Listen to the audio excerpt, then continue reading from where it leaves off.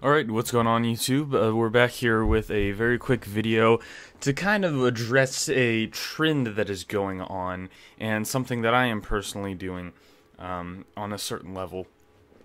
And if you're not aware of that trend, and it's more of a hype train more than anything, per most trends, but it's not like a YouTube trend. It's not like a Vines used to have trends. It's not like a social media trend, not something like that. It's an economic trend, and that is the mining, buying, selling, and trading of bitcoins and other cryptocurrencies. Now, if you don't know what a cryptocurrency is, I'm not going to sit here and explain that in this video, purely because there's a lot of other videos out there that do explain that much better than I can. And if you're not familiar with blockchain or the trading or how it works and all that stuff, I'm terrible at explaining that. I can really only explain a very few things like trading, some of the economy of it, and mining. But I'm not going to explain too much. I'm just wanting to get some information out there to you guys, and also just get something out there that I wanted to present about myself with what I'm doing with this. So, first of all, great website you can go to. None of this is sponsored by anybody or anything, by the way. But great website you can go to is hitbtc.com to look at. It's pretty much like a stock market viewer, but pretty much for any cryptocurrency. Majority of the popular ones, that is. If it's popular, it's probably going to be on here, and if it's not, you can put in a ticket request to get it on here, and they will do that as quick as they can. But I mine and I trade Ethereum, or ETH. So Ethereum is a very good currency. It's not as expensive as Bitcoin, but it's also easier to mine and more profitable to mine and more profitable to trade. Bitcoin's a lot more volatile. All of these are very volatile in their trading, but Ethereum is a lot more stable, I find, and when it drops, it tends to rise pretty quickly within the next 48 hours. I think yesterday it was at 1,082, and now, as you can see, it's at 1,111 and some change, as it drops to 1,109. But it stays pretty consistent, and obviously buy low, sell high, right? Well, there's another way of making money off of this, and that would be the classic and age-old way of mining. Now, mining for Bitcoin right now, unless you have an absolute beast of a mining rig with like 4 or more graphics cards, you're not going to be getting any profitable gains. But with Ethereum, on the other hand, it is a completely different story, especially if you overclock. Now, warnings with overclocking: A, it voids the warranty, and B, it can burn out your graphics card if you do not know what you're doing, and C, it can also ruin your graphics card immediately, especially if you do the wrong things, wrong combination of settings, or a wrong setting period, or mess with something that you shouldn't. So be careful and look up a lot of tutorials and use trusted sources for overclocking, and I can show you guys how I've overclocked my card to get the most effective hash rate. Now, I'm not currently mining throughout this video just because mining uses your graphics card, and I wanted to be able to record this video and not have a laggy video, so I'm not mining throughout this video. But if you want to learn more on Ethereum, you can go to ethereum.org. The official webpage of Ethereum, it talks about what it is. Obviously, you know, their social medias and stuff. You can get an Ethereum wallet if you don't want to use an online one, so you can get a software wallet. And yeah, it's just explains what Ethereum is. And then we also have, last but not least, a pool. Now, a pool is is pretty much like the server that you're going to be mining from. You know, if you're not going to be mining, you're just going to be trading. Pretty much the rest of this video is not for you, because I'm not going to be talking about trading. But I would like you guys to stick to the end of, or look around the end of the video to see what I have to say about mining, just very quickly. So, mining is pretty much my main resource for making Ethereum income. You're going to want to download either Claymore or ETHminer. I use ETHminer, or ETHminer, however you want to say it. And I use that, and it even tells you the command lines to use respectively for the individual programs, right? And you can set up a wallet. Jeez, I was looking at the word and I couldn't even say it. You can set up a wallet. Now, I think this uses a website. Yes, it does. But I use a different website. I use Coinbase. Now, I'm not going to open my Coinbase because A, it's probably going to automatically log me in and show you my info and crap. So I'm not going to open up my Coinbase. I'm not worried about you guys seeing my wallet numbers because, hey, if you want to deposit to me, donate, go ahead. But no, I'm not going to open up the Coinbase, but I will show you the website.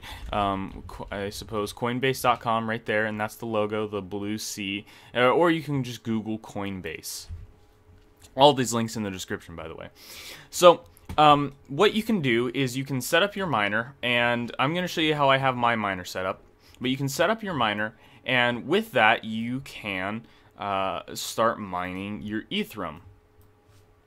Now, I have an EVGA GeForce GTX 1080 Ti for the Win 3 edition, and it has 11 gigs of RAM. I have it overclocked. I'll show you my clock settings here, actually. I have it currently overclocked at plus 1000 megahertz for the memory. The core is clocked at plus 61. The power limit percentage is underclocked, actually. Well, not necessarily underclocked, but it's not at 100, it's at 64%. And the temp limit's at 85. This fan speed's automatically based off of the preset curves, so that's a good place to keep it at. But this, I have found, takes me from the default of overclocking it just the memory and just the core clock.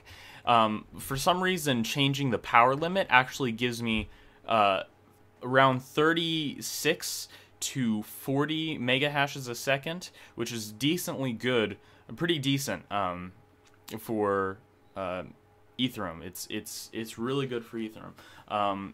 Anything above 30 really is 25 to 30. Anything above that is good for Ethereum mining, pretty much. At least on this pool that I know of. I don't know about any other pools. But this takes me from the default 31 approximately to, like I said, the 36 to 40 mega hash range. So that's a good overclock setting. And it might burn through my card a little bit, but I haven't noticed any slowdown yet. And I've been mining, but I've only been mining for 2 days approximately, so I'm not going to see too much slowdown yet, I assume. But last thing I want to cover real quick is that with mining, you have to, this is the number one thing that you're going to want to understand about mining, is if you do not have patience, like me, this is not for you. The only reason that I'm doing this is because A, I'm trying to work on my patience, and B, I understand that it is worth it, and so it kind of overrides my impatient factor, if you will, and kind of overrides the fact that I become impatient when things don't happen as quick as I feel like they should.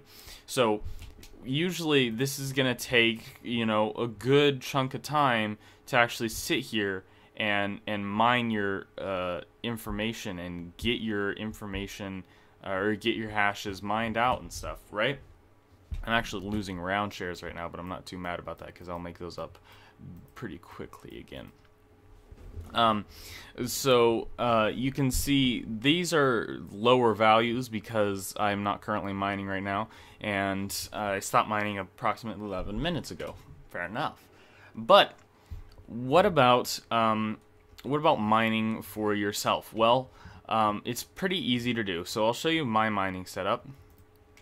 So what I have is a script here, and download link for this exact zip will be in the description.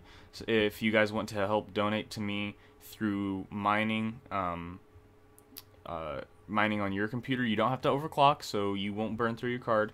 But if you want to help donate to me through mining through your computer, you can download the zip in the description, and just run the script that says run me or start or something. But this is my personal one. I have a modified one built for download. Anyways, so what I have is what you do is I force it to 64-bit.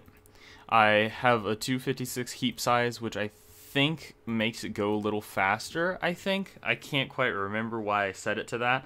And sync objects just means how many GPUs I do believe. And then I have 100% allocation, a max allocation, and single allocation percentage.